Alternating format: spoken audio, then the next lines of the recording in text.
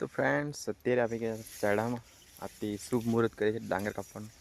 કેમ કે આ દેખો બધી આડી પડી ગઈ છે વરસાદને લીધે. પણ પાછો બી વરસાદ આવવાનો છે 1-2 દિવસમાં.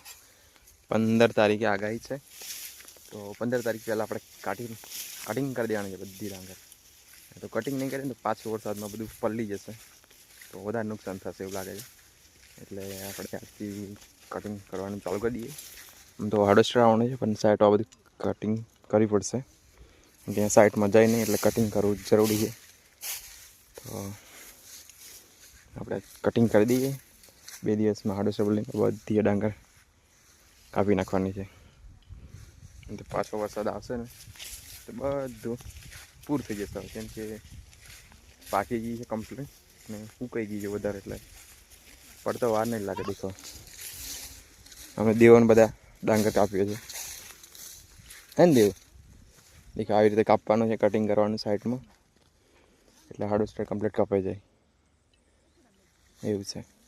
એટલે આટલું થોડું કાપવું પડે, બાકી બીજું બધું કપાઈ જાય ને હાર્વેસ્ટરથી, નહીં દેવ? તો બને છે વિડીયોમાં.